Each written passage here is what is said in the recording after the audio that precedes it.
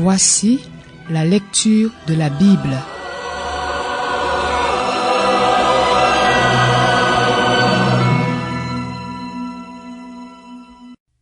Jérémie, chapitre 47. Voici la parole de l'Éternel adressée au prophète Jérémie à propos des Philistins avant que le Pharaon ne soit attaqué à Gaza. Voici ce que dit l'Éternel. De l'eau monte du nord, elle se transforme en torrent qui déborde. Elle va inonder le pays et ce qu'il contient, les villes et leurs habitants. Les hommes pousseront des cris, tous les habitants du pays hurleront à cause du fracas que feront les sabots de ces puissants chevaux, à cause du tremblement de terre provoqué par ces chars et du vacarme de leurs roues. Les pères ne feront plus attention à leurs enfants, tant ils manqueront de force. En effet, le jour arrive où tous les Philistins vont connaître la dévastation. Ils seront éliminés de Tyr et de Sidon, tous les survivants qui auraient pu les secourir, car l'Éternel va semer la dévastation parmi les Philistins, parmi ceux qui restent de l'île de Caphtor. Gaza est tondue, Ascalon est réduite au silence. Vous, les rescapés de leur plaine, jusqu'à quand vous ferez-vous des incisions? Épée de l'Éternel, quand te reposeras-tu enfin?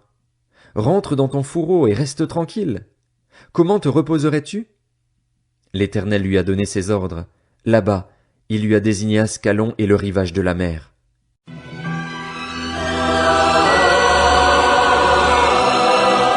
C'était la lecture de la Bible.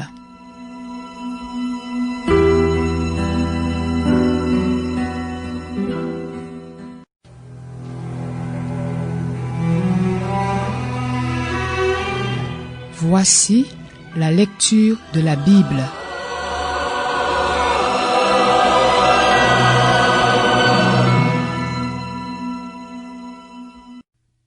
Jérémie, chapitre 48. Sur Moab. Voici ce que dit l'Éternel, le Maître de l'univers, le Dieu d'Israël. Malheur à Nébo, car elle est dévastée. Kirjataïm est couverte de honte, car elle est prise. Misgab est couverte de honte, elle est brisée. On ne chante plus les louanges de Moab. À Hesbon, on a de mauvaises intentions envers lui. Allons-y, supprimons-le du milieu des nations. Toi aussi, Madmen, tu seras réduite au silence, car l'épée est sur tes traces. On entend des cris à Choronaïm. C'est la dévastation, un grand désastre. Moab est brisé. Ses plus petits font entendre leurs cris. C'est avec un torrent de larmes qu'ils gravissent la montée de Lushit parce qu'ils ont entendu avec angoisse les cris provenant du désastre dans la descente de Choronaïm. Fuyez, sauvez votre vie, devenez pareil au génévrier dans le désert. Oui, parce que tu as placé ta confiance dans tes réalisations et dans tes trésors, toi aussi, tu seras pris. Kémosh partira en exil avec ses prêtres et ses chefs. Le dévastateur pénétrera dans chaque ville, aucune ne lui échappera. La vallée connaîtra la ruine et la plaine sera détruite, comme l'Éternel l'a dit. Donnez des ailes à Moab, qu'il s'envole. Ces villes deviendront des déserts inhabités. Maudit soit celui qui accomplit l'œuvre de l'Éternel avec négligence. Maudit soit celui qui éloigne son épée du sang. Moab vivait en paix depuis sa jeunesse. Il était en repos comme un vin sur sa lie. Il n'a pas été vidé d'un récipient dans un autre. Il n'est pas parti en exil. C'est pourquoi son goût lui est resté et son parfum ne s'est pas altéré. Cependant voici que les jours viennent, déclare l'Éternel, où je lui enverrai des hommes pour le transvaser. Ils videront ses récipients et feront éclater ses outres. Moab aura honte de Kémosh, tout comme la communauté d'Israël a eu honte de Béthel, de l'objet de sa confiance. Comment pouvez-vous dire « Nous sommes des guerriers, des soldats redoutables, prêts à combattre » Moab est dévasté, ses villes partent en fumée, l'élite de ces jeunes gens descend au massacre, déclare le roi, celui dont le nom est l'Éternel, le Maître de l'univers. La ruine de Moab va bientôt arriver, son malheur va survenir très rapidement. Plaignez-le, vous tous ses voisins, vous tous qui connaissez son nom. Dites, comment a-t-il pu être brisé, ce sceptre puissant, ce bâton majestueux? Descends du haut de ta gloire, assieds-toi dans la soif, habitante de Dibon. En effet, le dévastateur de Moab s'en prend à toi, il démolit tes forteresses. Tiens-toi sur le chemin et fais le guet, habitante d'Aroer. Interroge le fuyard, le rescapé en demandant « Qu'est-il arrivé ?» Moab est couvert de honte, car il est terrorisé. Hurlez et criez. Annoncez sur l'Arnon que Moab est dévasté. Le jugement a atteint le pays de la plaine. Olon, Jahatz, Mephahat, Dibon, Nebo, Beth Diblataïm, Kirjataïm, Beth Gamul, Beth Méon, Kérijot et Botsra, toutes les villes du pays de Moab, qu'elles soient près ou loin.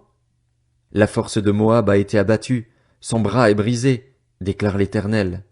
Enivrez-le, car c'est à l'Éternel qu'il s'est attaqué. Moab se roule dans son vomi, il provoque lui aussi la moquerie. Israël n'était-il pas devenu l'objet de tes moqueries? Avait-il donc été surpris parmi des voleurs, pour que tu ne parles de lui qu'en secouant la tête? Abandonnez les villes et installez-vous dans les rochers, habitants de Moab. Imitez la colombe qui construit son nid dans la fente d'un ravin. Nous avons entendu s'exprimer l'orgueil du très arrogant Moab, sa fierté, son orgueil, son arrogance et son cœur vaniteux. Pour ma part, je connais bien ses excès, déclare l'Éternel. Son bavardage ne vaut rien, pas plus que ce qu'il fait. C'est pourquoi je me lamente à propos de Moab, je crie à cause de tout ce peuple. On soupire sur les habitants de Kir-Hérès. Vigne de Sibma, je pleure sur toi plus encore que sur Jaézer. Tes sarments traversaient la mer, ils atteignaient la mer de Jaézer. Le dévastateur s'est jeté sur ta récolte de fruits et sur ta vendange. La joie et l'allégresse ont disparu des vergers et du pays de Moab. J'ai fait disparaître le vin dans les cuves. On ne l'y pressera plus avec des cris de joie. Ces cris ne seront plus des cris de joie. Les cris de détresse venant de Hesbon retentissent jusqu'à Éléalé. Ils se font entendre jusqu'à Jahatz, de Tsoar jusqu'à Choronaïm et jusqu'à Églat-Shélishija, car même l'eau de Nimrim a entièrement disparu. Je supprimerai de Moab, déclare l'Éternel, celui qui monte sur les hauts lieux et qui fait brûler de l'encens en l'honneur de son Dieu. Aussi mon cœur émet-il un son plaintif sur Moab, comme le font des flûtes. Mon cœur émet un son plaintif comme celui des flûtes sur les habitants de Kir-Hérès, parce que les biens qu'ils avaient entassés sont perdus. En effet, toutes les têtes sont tendues et toutes les barbes sont rasées. Sur toutes les mains il y a des incisions, et autour de la taille des sacs. Sur tous les toits et sur les places de Moab, ce ne sont que lamentations, parce que j'ai brisé Moab, comme on brise un vase qu'on n'aime plus, déclare l'Éternel. Comment? Il est brisé. Lamentez-vous. Comment? Moab tourne honteusement le dos. Moab provoque la moquerie et la terreur chez tous ses voisins. En effet, voici ce que dit l'Éternel. Il plane comme l'aigle, il déploie ses ailes sur Moab. Kérijot est prise, les forteresses sont occupées et, ce jour-là, le cœur des guerriers de Moab est pareil à celui d'une femme prête à accoucher. Moab sera exterminé. Il cessera d'être un peuple, car c'est à l'Éternel qu'il s'est attaqué. La terreur, le trou et le piège te menacent, habitant de Moab, déclare l'Éternel.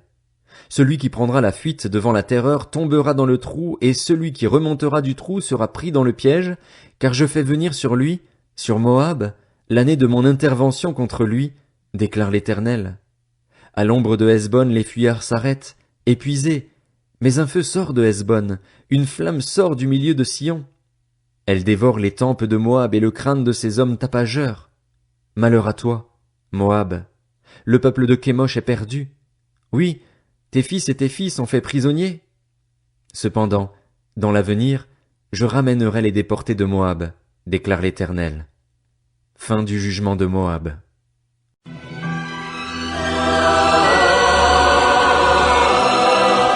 C'était la lecture de la Bible.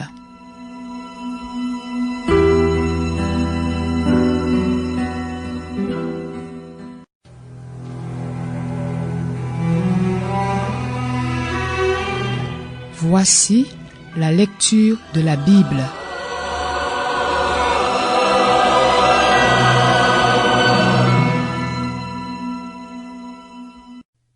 Jérémie, chapitre 49. Sur les Ammonites. Voici ce que dit l'Éternel. Israël n'a-t-il pas de fils? N'a-t-il pas d'héritier? Pourquoi est-ce Malcolm qui possède Gad et son peuple qui habite ces villes? Voilà pourquoi les jours viennent, déclare l'Éternel, où je ferai retentir le cri de guerre contre Rabat, la capitale des Ammonites. Elle deviendra un tas de ruines, et les villes qui en dépendent seront réduites en cendres. Alors Israël reprendra son héritage à ceux qui l'en avaient dépossédé, dit l'Éternel. Lamente-toi, Hesbon, car Haï est dévasté. Appelez à l'aide, filles de Rabat, habillez-vous de sacs, pleurez et allez de tous côtés le long des murailles, car Malcolm part en exil avec ses prêtres et ses chefs. Pourquoi es-tu fière de tes valets? Ta vallée se vide, fille rebelle. Elle plaçait sa confiance dans ses trésors et disait « Qui parviendra à m'atteindre ?» Je vais faire venir la frayeur sur toi, déclare le Seigneur, l'Éternel, le Maître de l'univers. Elle viendra de tous les côtés. Chacun de vous sera chassé et partira droit devant lui, et il n'y aura personne pour rassembler les fuyards. Cependant, après cela, je ramènerai les déportés des Ammonites, déclare l'Éternel. Sur Édom. Voici ce que dit l'Éternel, le Maître de l'univers. N'y a-t-il plus de sagesse dans Théman?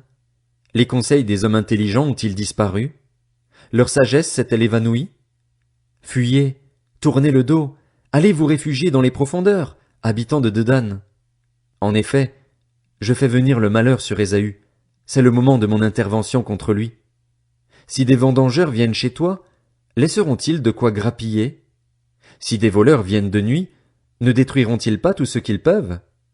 Mais c'est moi-même qui dépouille Ésaü, qui met ses cachettes à découvert. Il ne pourra plus se mettre à l'abri. Sa lignée, ses frères et ses voisins seront dévastés, et il n'existera plus. Abandonne donc tes orphelins. Moi, je les garderai en vie. Quant à tes veuves, qu'elles placent leur confiance en moi. En effet, voici ce que dit l'Éternel. Ceux qui n'étaient pas condamnés à boire la coupe la boiront malgré tout, et toi, tu resterais impuni. Non, tu ne resteras pas impuni, tu la boiras, c'est certain. Oui, j'en fais le serment par moi-même, déclare l'Éternel, Botsra deviendra un sujet de consternation et d'insulte, un endroit dévasté et maudit. Quant aux villes voisines, elles deviendront des ruines, et ce pour toujours. J'ai appris une nouvelle de la part de l'Éternel et un messager a été envoyé parmi les nations. Rassemblez-vous et marchez contre Édom. Levez-vous pour lui faire la guerre. Oui, je t'ai rendu petit parmi les nations. Tu es un objet de mépris parmi les hommes. Ton insolence, l'orgueil de ton cœur t'a égaré, toi qui es installé dans le creux des rochers, toi qui occupes le sommet des collines. Puisque tu places ton nid aussi haut que celui de l'aigle, je t'en ferai tomber, déclare l'Éternel. Édom deviendra un sujet de consternation. Tous ceux qui passeront près de lui seront consternés et siffleront à la vue de toutes ses blessures. Ce sera comme lors de la catastrophe qui a frappé Sodome et Gomorrhe ainsi que les villes voisines, dit l'Éternel. Plus personne n'y habitera, aucun homme n'y séjournera. Voici que, pareil à un lion, il monte des rives luxuriantes du Jourdain pour s'attaquer à un domaine solide. J'agirai en un clin d'œil, je ferai déguerpir Édom de là et j'établirai à sa tête celui que j'ai choisi. En effet, qui est semblable à moi? Qui me donnera des ordres? Quel est le berger qui me résistera? C'est pourquoi, écoutez la décision que l'Éternel a prise contre Édom et les projets qu'il a formés contre les habitants de Théman. On les traînera comme de faibles brebis, on dévastera leur domaine devant eux. Au bruit de leur chute, la terre tremble. C'est un cri qu'on entend jusqu'à la mer des roseaux. Voici que, pareil à l'aigle, il monte, il plane, il déploie ses ailes sur Botsra et, ce jour-là, le cœur des guerriers d'Édom est pareil à celui d'une femme prête à accoucher. Sur Damas. Hamath et Arpad sont dans la honte, car elles ont appris une mauvaise nouvelle. Elles en tremblent, ce sont des vagues d'anxiété impossibles à calmer. Damas s'affaisse, elle se tourne pour prendre la fuite et elle est saisie de panique. L'angoisse et les douleurs s'emparent d'elle, comme pour une femme prête à accoucher. Comment? Elle n'a pas été évacuée, la ville dont on chantait les louanges, la ville qui faisait ma joie. C'est pourquoi, ce jour-là, ces jeunes gens tomberont sur ces places et tous ces hommes de guerre seront réduits au silence, déclare l'Éternel, le Maître de l'univers. Je mettrai le feu au mur de Damas, et il dévorera le palais de Ben-Hadad. Sur Kédar et les royaumes de Hatsor, auxquels Nebuchadnezzar, roi de Babylone, infligea une défaite. Voici ce que dit l'Éternel. Levez-vous, montez à Kédar et semez la dévastation chez les nomades de l'Est. On prendra leurs tentes et leurs troupeaux, on s'emparera de leurs abris en toile, de tous leurs bagages et de leurs chameaux, et on leur criera « La terreur règne de tous côtés !» Fuyez, décampez de toutes vos forces, cachez-vous dans les profondeurs, habitants de Hatsor, déclare l'Éternel. En effet, Nebuchadnezzar, roi de Babylone, a pris une décision contre vous, il a formé un projet contre vous. Levez-vous, montez contre une nation tranquille, qui habite en sécurité, déclare l'Éternel. Elle n'a ni porte ni verrou, et elle habite à l'écart. Leurs chameaux seront livrés au pillage, et leurs nombreux troupeaux formeront un butin.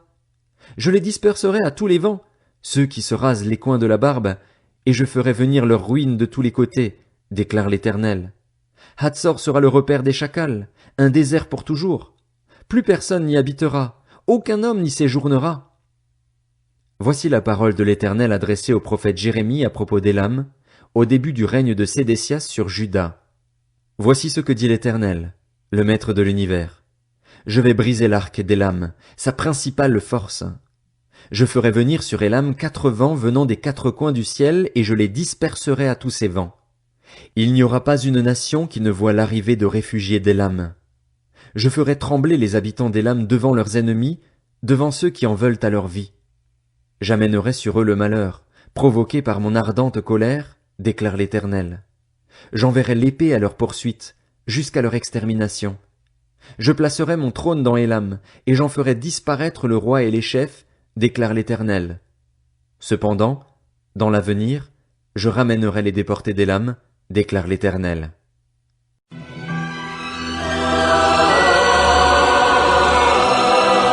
C'était la lecture de la Bible.